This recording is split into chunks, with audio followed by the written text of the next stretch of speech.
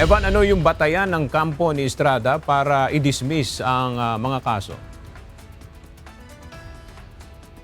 Ayon kay Senator Jinggoy Estrada, karapatan niya na ma-exhaust ang lahat ng legal remedies patungkol dito sa kanyang mga kasong kinakaharap ngayon sa korte na may kinalaman sa flood control scandal. Iginiit ng senador na hindi ito pag-iwas sa mga pananagutan.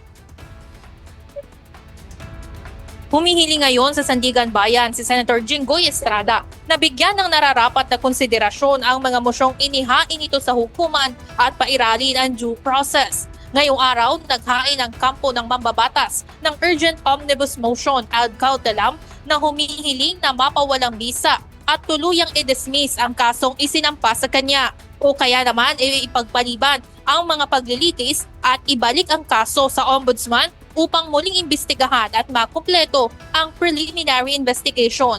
Gate ng mambabatas, ang mga ito ay hindi basta mga teknikalidad lamang, kundi makatarungan at naaayon sa batas na mabigyan siya ng pagkakataong magamit ang mga legal na remedyo bago isagawa ang umano'y anumang mapilit na hakbang laban sa kanya. Naninindigan din ito na hindi ito pag-iwas sa pananagutan sa batas, kundi pagtintig sa kanyang karapatan sa due process. Buurin niya ang kanyang loob na harapin ang kasong ito at patunayan na walang katotohanan ang mga ibinibintang laban sa senador. Kinasuhan si Estrada ng Ombudsman dahil sa umano'y illegal budgetary insertions at pagtanggap ng kickback mula sa flood control projects na nagkakahalaga ng higit 573 million pesos.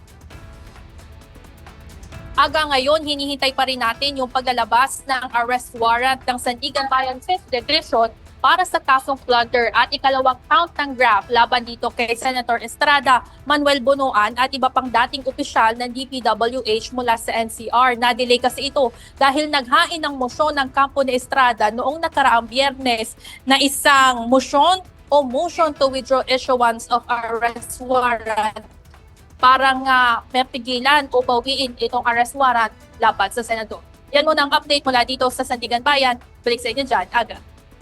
Maraming salamat, Ivan Alvarez.